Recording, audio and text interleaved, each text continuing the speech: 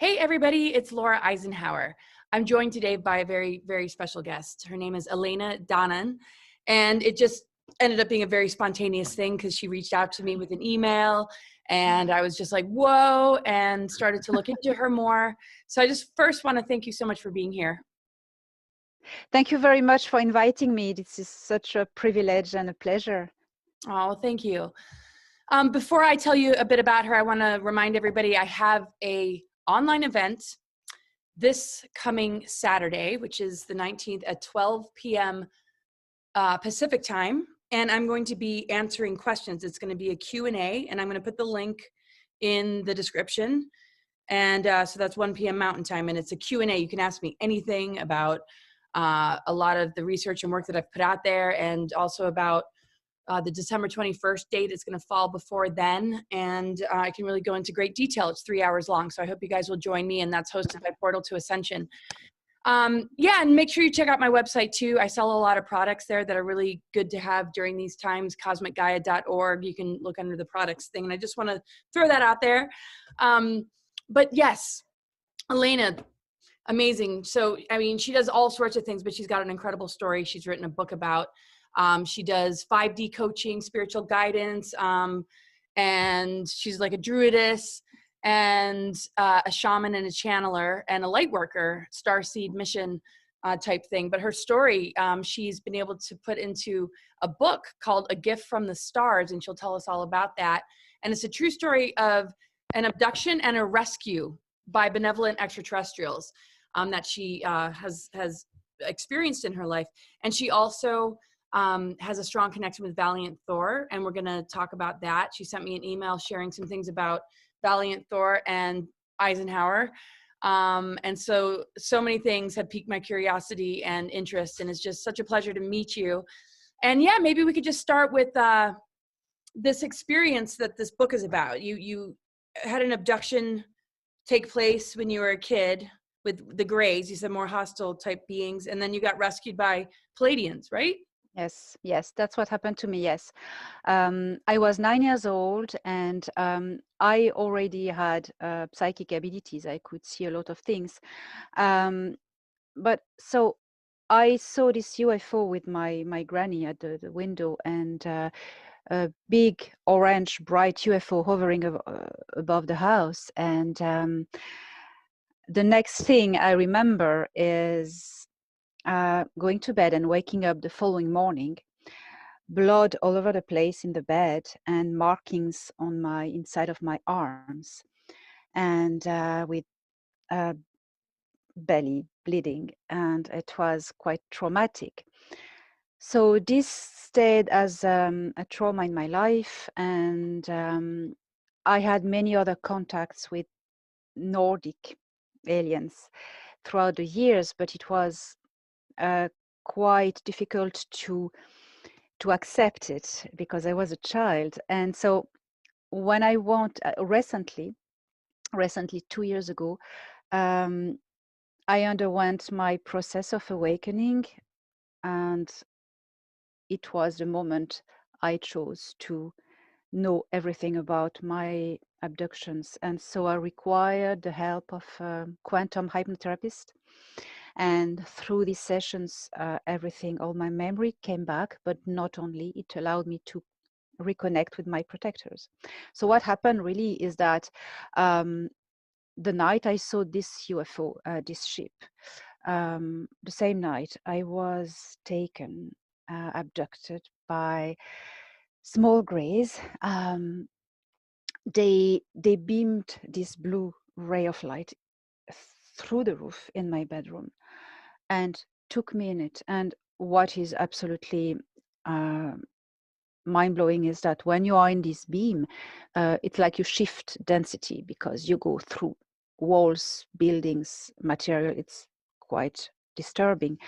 Then I was in this ship, and I describe all the details in my book, but not to lose too much time. It was freezing cold, and the air was quite thin and to breathe, and I was put on the table, a metallic table, and these greys removed my clothes. Suddenly I had no clothes, my nightgown was gone, and I was paralyzed. I was totally paralyzed. At the moment I was in the beam, I started to be numb, and I could still move a little bit. And I understood what they did to me. They put straps on my wrist, and in the straps there were tiny little needles, and these needles were I'd injected a product that paralyzed totally my nervous system. So and that's the markings I had on the following morning in my inside of my wrist. So they did terrible things to me. They inserted an implant in my head, on the back of my head, that was horribly painful, although I couldn't move, it was very weird, I could feel pain. And they inserted as well something in my belly, and which I couldn't see. And they just did that, and at that moment, they were like kind of robots, like they were synthetic life forms, I learned after that. And a live Gray came in and asked them, I think it seemed like he was asking them telepathically to hurry up. And I could feel the tension growing, and suddenly there was a big, the whole ship shook, like trembled, and it was like, whoa. And it was super scary to me. And the ship was, I understood afterwards that the ship was attacked by another ship, and whose people beamed on board, and there was an explosion. The door exploded. In the meantime, this gray being, the alive one, were hurrying the other ones to undo my straps, and they wanted to bring me back. They didn't have the time. Two tall men in spacesuit came in. They rushed in, and it was super scary because I was 9. I was very young, and already what was happening was quite traumatic. But then seeing this scene of violence was even more traumatic. These two men came in, and they had oblong like phasers. They shoot at the creatures. And what was interesting was that they shot the three synthetic life forms, but the living one of the men, he strangled him to death. There was kind of anger, something. It was really horrible to see. So the people that entered, you said, was spacesuits. Were they like Palladian? Were they human? Yes. Yeah. Yes. I learned afterwards they were Pleiadians. And so one of them, the one who strangled the guy, the Gray, he took me in his arms, and they rushed in the other room. And it was very weird because all I could see was his helmet, the glass. I couldn't really see his face, but there was the reflection of lights. So we changed room, and suddenly there was this big tickling on all my body, and I think we beamed aboard their ship. There was a big flash of light, like a vortex that spun, and we suddenly, the first thing I remember, I noticed it was warmer and light, and I was in this other ship, and there were 2 other Nordic people, plus the 2 men who brought me. My first vision was a lady with blonde hair, short blonde hair, like straight and cut like this, wearing a blue skin-tight uniform, very beautiful, with very big green eyes. She helped the man to lay me down on a sort of couch, and my savior, he took his helmet off and his spacesuit top, and he wore the same blue uniform underneath, and he put his jacket on me